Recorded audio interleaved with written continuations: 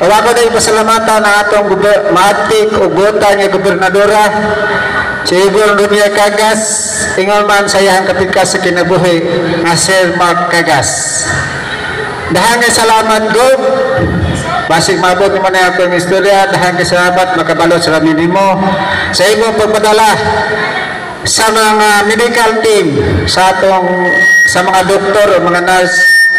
Ingon man ang kataon sa Northern Paligi, manghinaot ko nga unsang patakaran sa pag-check up din ha, dili unta mo magsapaw-sapaw, dili unta mo magsamok-samok, basin maabot unyang hapon sa kuwa nga sikuan ni sapaw.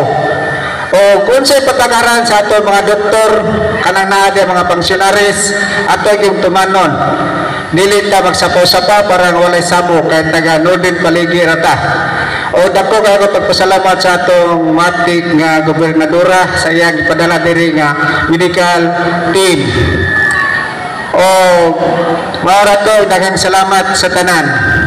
Ikaw kaning ato ang medical mission karon, kadigi pahigayon dito sa probinsya sa Davao del Sur. Mukualan ko ninyo, muhatag lang ko gamay na explanation kay sayang kayo ang panahon na dili na ko may istorya nga dagan-dagan ng tao. So una sa tanan, mapasalamatan kayo ko sa probinsya sa Davao del Sur, naghihatagan ka o pagtagan. Ilabi na gayon sa medical mission. Diri na ko ni nakuha na ideya tungod kay nakita nato sa ato ang probinsya, labi na gayon ni Governor Yvonne Ronia Cagas o ang atong subject, atong busy gobernador po si Mark Cagas. Nakita nako nga ang ilang panglantaw dili lang infrastruktura ang akong gibiliban sa mga Cagases kay ilag yung ihatod ang serbisyo diha diretso sa tao sama aning medical mission. So kinahanglan natong pakpakan si Governor nga aduna siya kasing-kasing nga sama niya na nindot kayo paminahon nga atong gobernadora nag-amping sa atoa. Una sa tanan no, ato ang palakpakan, ato ang governor para sa iyahang proyekto nga medical mission na mauni ato ang activity nato karong buntaga nga syempre headed pud sa ato ang medical team. Ato ang palakpakan atong governor kay kung wala siya, wala niya ato ang mga programa nga ingon ani. Pinagi sa atong probinsya o sa nato i-mention ang serbisyo ni Governor Ibon. Ato sa pasalamatan ato ang medical team kuyog sa mga doctors headed by Dr. Elpidio Monarca. And of course, kung mag-request pa kita og medical mission o uban pa information regarding sa mga panginahanglan sa katawhan sa maaning natay medical, atong duulon, walain ang ato ang program manager sa medical mission, Miss Roxanne Hansay.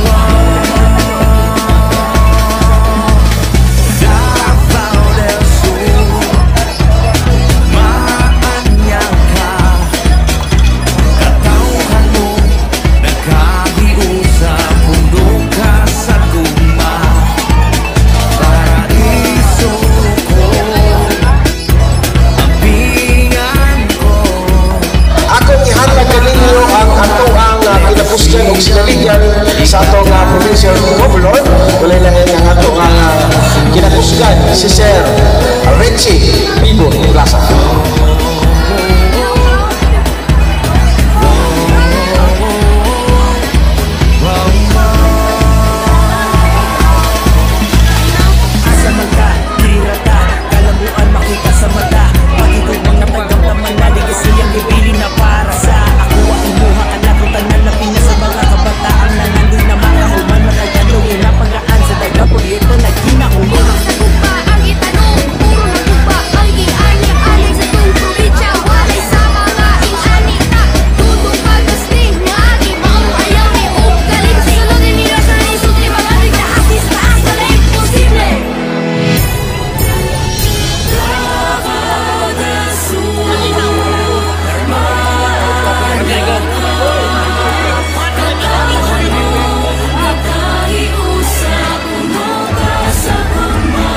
Sa Ama, sa Anak, sa Espiritu Santo.